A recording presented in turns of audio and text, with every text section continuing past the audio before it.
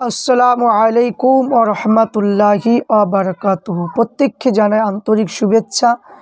প্রত্যেককে বলবো যে আমার ভিডিওটা প্রথম থেকে নিয়ে শেষ পর্যন্ত আপনারা শুনবেন, তাহলে সঠিক আপনারা দলিলটা পাবেন।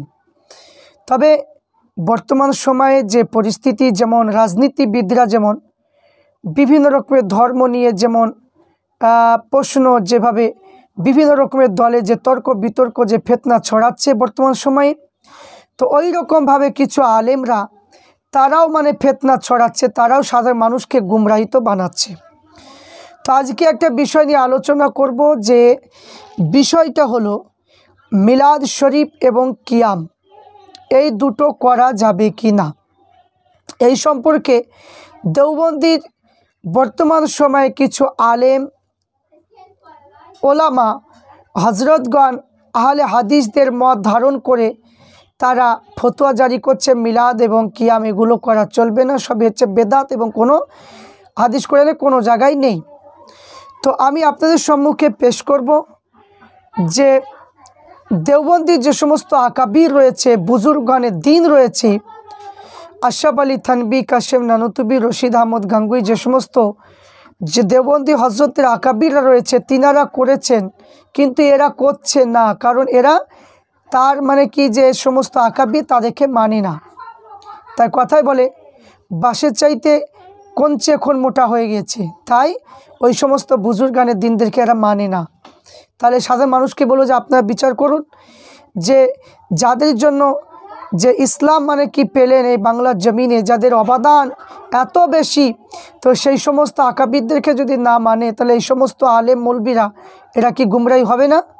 আর এদের কথা যারা শুনবে তারাও গুমরাহিত হবে। তো আসুন কথা না বাড়িয়ে আমি আপনাদের সম্মুখে ফুরফুরা শরীফের কিতাব থেকে মিলাদে মোস্তফা এই কিতাবে রয়েছে, এবং তাহকিকুল মাসাইল এই কিতাবে, এবং ফতোয়া সিদ্দিকিয়া এই কিতাব থেকে বর্ণনা করেছেন আপনার দেওবন্দি যে সমস্ত আকাবিরা রয়েছে তারা মিলাদ এবং কিয়াম করেছে। সেই দলিলগুলো ফুরফুরা শরীফের হজরত আল্লামা বড় মাওলানা আল্লামা রুহুল আমিন বশির রহমাতুল্লাহ আলাই, মুফতি আজম মেজলা হুজুর পীর রহমাতুল্লাহ আলাই, তিনি দেওবন্দিদের আকাবিরদের কিতাবের হাওয়ালা দিয়ে তুলে দিয়েছে, দেখো যে দেওবন্দিরাও কিয়াম এবং মিলাদ করেছে, কিন্তু তোমরা করছো না কেন?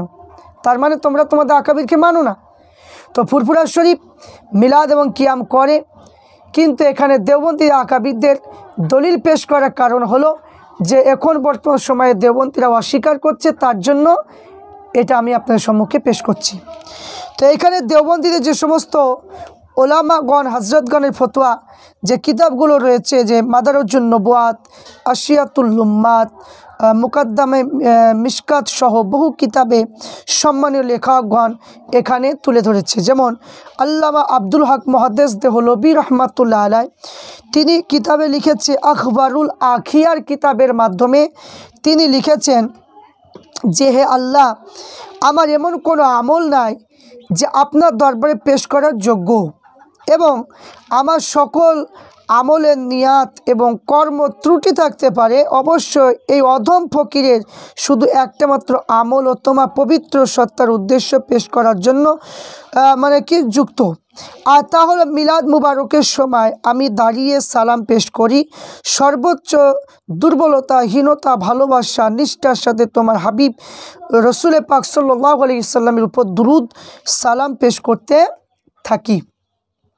তো হে আল্লাহ, সেটা কোনো স্থান ও মাকাম যেখানে মিলাদ মুবারক থেকে বেশি খায়ের ও বরকত ও দয়া ও রহমত নাজিল হয়, এই কারণে আমার দ্রুত বিশ্বাস যে আমার এই আমল কখনো বিফল যাবে না, বরং অবশ্যই তোমার দরবারে কবুল হবে। এবং কেউ যদি দুরুদ ও সালাম পাঠায় ও ওসিলায় দোয়া করে, সেই দোয়া কখনো প্রত্যাখ্যান হয় না।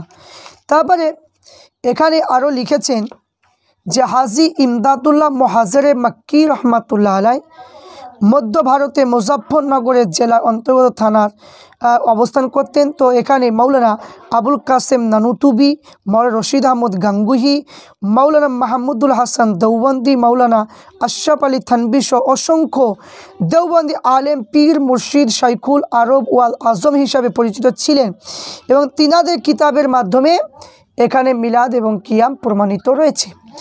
এখানে ফাইসালা হাফতে মাসাইল 7 মাসাইলের সমাধান নামক একটা পুস্তকের মাধ্যমে লিখেছে হাজি মুহাজ্জির মক্কি রহমাতুল্লাহ মালফুজাতে বাণীতে লিখেছেন, আশরাফ আলী থানভী 7 মাসাইলের প্রথম মাসলা হচ্ছে প্রচলিত মিলাদ শরীফ। তিনি নিজে মিলাদ ও কিয়াম করতেন ও অন্যান্য করার জন্য উৎসাহিত প্রণীত যোগদান করতেন। তো মিলাদ শরীফ কিয়াম শরীফ বৈধতা এই জন্য ফতোয়া হুবহুব তিনি লিখেছেন যে আমার নীতি হচ্ছে আমি মিলাদ ও মাহফিলে যোগদান করি, একে বরকতের ওসিলা মনে করে আমি নিজের প্রতি বছর আয়োজন করে থাকি এবং কিয়ামে আনন্দ তৃপ্তি পেয়ে থাকি। কে বললেন? আশরাফ আলী থানভী, দেওবন্দীদের আকাবির বড় বুজুর্গণ ছিলেন। তারপরে হযরতে মাওলানা ইমদাদুল্লাহ মুহাজ্জির মক্কি রহমাতুল্লাহ আলাইহি তিনি লিখেছেন, ইমদাদুল মুস্তাক কিতাবের মাধ্যমে লিখেছেন যে আমাদের আলেমগণের মিলাদ শরীফ বিশিষ্ট নিয়ে খুবই ঝগড়া বিবাদ হয়ে থাকে, তাই এখানে জায়েজের কারণ বর্তমান আছে, কারণ এতে কড়াকড়ি করেন কেন? তো আমাদের জন্য মক্কা মদিনা শরীফে তাবিদারি করা যথেষ্ট হবে। তাই সেখানকার আলেমগণ যুক্তি নিয়ে মিলাদ ও কিয়াম করতেন। কিয়াম করার সময় ইত্তেকাদ বিশ্বাস করা আল্লাহ রসুলের জন্মগ্রহণ করেছে এবং বিশ্বাস না করা চায় আমাদের দেশে কোনো নির্বোধ এই বিশ্বাস করে না। যদি কেউ এই উপস্থিত হওয়া ধারণা করে তাদের কোনো দোষ নাই। তাহলে এখানে তিনি বলেন যে এটা করা নিঃসন্দেহে জায়েজ। এবং এই কিতাবে আরও লিখেছেন যে এখানে আরও লিখেছেন যে আল্লাহ রসুল সাল্লাল্লাহু আলাইহি ওয়াসাল্লামের মিলাদ এবং কিয়াম করা এটা নিঃসন্দেহে জায়েজ।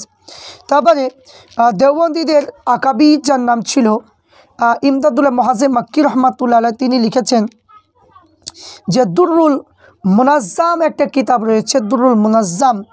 এই কিতাবের মাধ্যমে লিখেছেন, দুররুল মুনাজ্জাম কিতাবের মাধ্যমে তিনি লিখেছেন যে বুজুর্গানের পথে পেয়েছে আল্লাহ তাআলা ইলম ও আমল অধিকতর বরকত দান করেছেন, তাই আল্লাহ রসুল সাল্লাল্লাহু আলাইহি ওয়াসাল্লাম মিলাদ ও কিয়াম করা নিঃসন্দেহে জায়েজ। তাহলে এখানেও এই কিতাবের মাধ্যমে পেলাম। তারপরে রশিদ আহমদ গাঙ্গুহি সাহেব লিখেছেন তার মালফুজাতের মধ্যে, আহমদ সাঈদ হানাফি মালফুজাতে লিখেছে মিলাদ শরীফ পাঠ করা আল্লাহ রসুলের জন্মবৃত্তান্তে আলোচনা করা কিয়ামে দাঁড়িয়ে যাওয়া এটা নিঃসন্দেহে জায়েজ। আশরাফ আলী থানভী তা বেহেশতি জোহরের মধ্যে লিখেছে, আল্লামা শামসুল হক ফরিদপুরি রহমাতুল্লাহ তিনি লিখেছেন যে সিরাত পাক বলে একটা অধ্যায় লিখেছে বেহেশতি জোহর বলে, সেই কিতাবে লিখেছে সিরাত পাকে মজলিসে বলেছেন যে এখানে মাহফিলে মিলাদ সম্বন্ধে বড় বাড়াবাড়ি ঝগড়া বিবাদ হয়েছে, তাই ঝগড়া ফাসাদ বিতর্ক বাড়াবাড়ি ত্যাগপূর্বক পবিত্র মাহফিল অনুষ্ঠান সর্বত্র হওয়া দরকার, মানে সর্বত্র মানে সবসময় হওয়া দরকার। এবং আশরাফ আলী থানভী মিলাদকে মুস্তাহাব ও কিয়াম করা জায়েজ বলেছেন। এবং ফতুয়া ইমদাদিয়াতে এখানে লিখেছেন, ফতুয়া ইমদাদিয়া সেখানে বলেছে মিলাদ ও কিয়াম করা এটা মুস্তাহাব এবং জায়েজ। এবং শাইখুল ইসলাম হুসাইন আহমদ মাদানী সাহেব লিখেছেন, তিনার মাকতুবাতে শাইখুল ইসলাম প্রথম খণ্ডের মাধ্যমে লিখেছেন যে আল্লাহ রসুল সাল্লাল্লাহু আলাইহি সাল্লামের সম্মুখে দাঁড়িয়ে দুরুদ ও সালাম আরজ করা ফকির জিয়ারত আদবের মধ্যে গণ্য করেছেন, মিলাদ ও কিয়াম করা এটা নিঃসন্দেহে জায়েজ। তারপরে ওলামায়ে দেওবন্দীদের কিতাবে লিখেছে আল মুহান্নাব আলাল মুফান্নাদ কিতাবে 46 পৃষ্ঠার মধ্যে লিখেছেন যে আপনারা কি এই বক্তা আল্লাহ রসুল সাল্লাল্লাহু আলাইহি ওয়াসাল্লামের জন্ম বৃত্তান্ত মিলাদ বর্ণনা করা শরীয়তের দৃষ্টিকোণ থেকে মন্দ, হারাম, বেদাত, সাইয়্যা নাকি অন্য কিছু? তো এই উত্তর দিয়েছেন যে মানে কি যে মিলাদ ও কিয়াম করা এটা নিঃসন্দেহে জায়েজ, এটা মুস্তাহাব মনে করে করা হচ্ছে নিঃসন্দেহে জায়েজ। এবং মুফতি আজম পাকিস্তানি তাফসিরে মারিফুল কুরআনের মধ্যে মুফতি মোহাম্মদ শফি সাহেব তিনি লিখেছেন যে মিলাদ সম্পর্কে তিনার কিতাবে অনুবাদে লিখেছেন মিলাদ ও শরীফ করা এবং মিলাদ শরীফ পাঠ করা, শ্রবণ করা এটা দুটোই, কিয়াম করা দুটোই হচ্ছে জায়েজ। তাহলে এখানে তিনি যে মারিফুল কোরআনে লিখেছে এবং ফতোয়ায় দারুল উলুম দেওবন্দ 2য় খণ্ড 200 পৃষ্ঠার মাধ্যমেও লিখেছেন। তো এখানে আমরা আরেকটা দেখব যে মিলাদ ও জন্মবৃত্তান্ত আলোচনার সময় যদি কোনো ব্যক্তি সত্যিকার ইশকে মহব্বতে লক্ষ্য ছাড়া কিয়ামও দাঁড়িয়ে যায় তাহলে কিছু বলার নেই, মজলিসে আদবের প্রতি খেয়াল রেখে অনুসরণে দাঁড়িয়ে যাওয়াটাই উত্তম, সেখানে বসে থাকা ঠিক নয়, দাঁড়িয়ে যাওয়া উত্তম। তো শামসুল ওলামা শামসুল হক ফরিদপুরি তাসাউফ তত্ত্ব কিতাবের মাধ্যমে লিখেছেন যে আল্লাহ রসুল সাল্লাল্লাহু আলাইহি সাল্লামের জন্য দাঁড়িয়ে কিয়াম করা এবং মিলাদ শরীফ করা এটা নিঃসন্দেহে জায়েজ। তাহলে এখানে যে সমস্ত দেওবন্দীদের কিতাব থেকে আমরা প্রমাণ পেলাম যে আল্লাহ রসুল সাল্লাল্লাহু আলাইহি ওয়াসাল্লামের জন্য দাঁড়িয়ে যাওয়া এবং কিয়াম এবং মিলাদ শরীফ করা এই দুটোই জায়েজ আছে। এবং আশরাফ আলী থানভীর আরেকটা কিতাব আছে ইসলার রসুম বলে একটা কিতাব আছে, সেই কিতাবে লেখা আছে যে প্রকৃতিপক্ষে মিলাদ মাহফিল নির্ভেজাল জায়েজ ও মুস্তাহাব ও সুন্নাত বলেছেন। এবং মোনাজাতে মকবুল আশরাফ আলী থানভীর লেখা এই মোনাজাতে মকবুলের মধ্যে সেখানেও তিনি মিলাদকেও কিয়াম করা জায়েজ বলেছেন। তাহলে আমরা দেওবন্দির যে সমস্ত বড় বড় বুজুর্গগণ এবং যারা দেওবন্দির যে সমস্ত ছাত্র হয়ে যারা আসে, যারা এখন আলেম হয়েছে, মুফতি হয়েছে, তারা ওই সমস্ত বুজুর্গ আল্লাহর অলি যারা মানে কি তাদের অলি বলে তারা দাবি করে, ওই সমস্ত অলিদেরকে এরা মানে না। তাহলে এরা নিজের যদি বাপকে যদি না মানে তাহলে এরা তো জারদ সন্তান বলে প্রমাণিত হবে। তাই আমি বলবো যে এই সমস্ত বর্তমান সময়ে যে সমস্ত আলেম বেরিয়েছে এরা আহলে হাদিসদের দিক হয়ে কাজ করে, তাই এদের কথা শুনবেন না। প্রত্যেককে বলবো যে মিলাদে যে দুরূদ শরীফ পড়া হয় সেই দুরূদ শরীফ পড়া এবং মিলাদ করা, যে ইসলে সব করে মিলাদ করা এবং কিয়াম করা, এগুলি সবই হচ্ছে জায়েজ, কিন্তু দেওবন্দি আকাবিরদের কিতাব থেকে প্রমাণিত রয়েছে। তাহলে এখানে ফুরফুরা শরীফের পীর তিনিও মিলাদ কিয়ামকে জায়েজ বলেছে। বারেলি হজরত তিনিও মুস্তাহাব হিসাবে তিনিও মিলাদ এবং কিয়ামকে মুস্তাহাব হিসাবে জায়েজ বলেছে। এবং দেওবন্দি আকাবিররাও তারাও কিন্তু মুস্তাহাব এবং বলে জায়েজ বলেছে।